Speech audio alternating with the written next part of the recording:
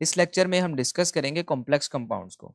अब complex compounds को हम कोऑर्डिनेशन कंपाउंड्स भी कहते हैं, और अगर हम कॉम्प्लेक्स कंपाउंड्स या कोऑर्डिनेशन कंपाउंड्स की डेफिनेशन देखें तो जो बुक में डेफिनेशन दी गई है वो हमारे पास ये डेफिनेशन है कि such compounds containing the complex molecules और complex ions and capable of independent existence are called coordination और कॉम्प्लेक्स कंपाउंड्स। अब इस डेफिनेशन के अंदर दो की पॉइंट्स हैं। पहला तो ये कि जिसे हम कोऑर्डिनेशन या कॉम्प्लेक्स कंपाउंड कह रहे हैं उस कंपाउंड के पास एटलीस्ट एक कॉम्प्लेक्स मॉलिक्यूल या कॉम्प्लेक्स आयन होना चाहिए। अगर इन दोनों में से कोई एक चीज भी है और इसके साथ साथ वो कंपाउंड इंडिपेंडेंटली एग्जिस्ट कर सकता है तो हम कह देंगे कि जो कंपाउंड है वो कोऑर्डिनेशन कंपाउंड या कॉम्प्लेक्स कंपाउंड है। ओके, यहां तक तो बात समझ आ रही है।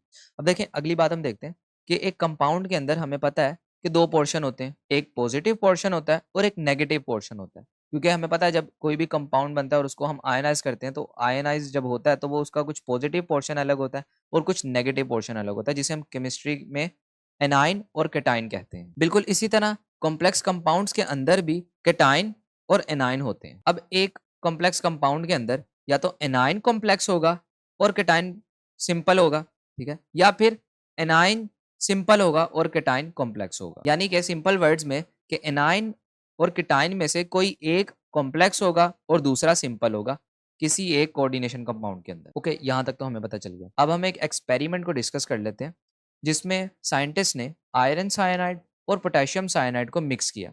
मिक्स करने के बाद इसे इवेपोरेट किया, और जब इसे इवेपोरेट किया तो साइंटिस्ट ने ये ऑब्जर्व किया कि इन दोनों कंपाउंड्स ने रिएक्शन करके एक न्यू कंपाउंड जनरेट किया जिसका नाम है पोटेशियम फेरोसाइनाइड। इसका फॉर्मूला आप यहाँ पर देख सकते हैं K4FeCN6। फिर साइंटिस्ट ने ये एक्सपेक्ट किया कि जब वो इस कंपाउंड को एक्वा सॉल्यूशन में डालेंगे कि ये आयरन और साइनाइड आयंस में आयनाइज होगा, लेकिन रियलिटी में ऐसा नहीं हुआ।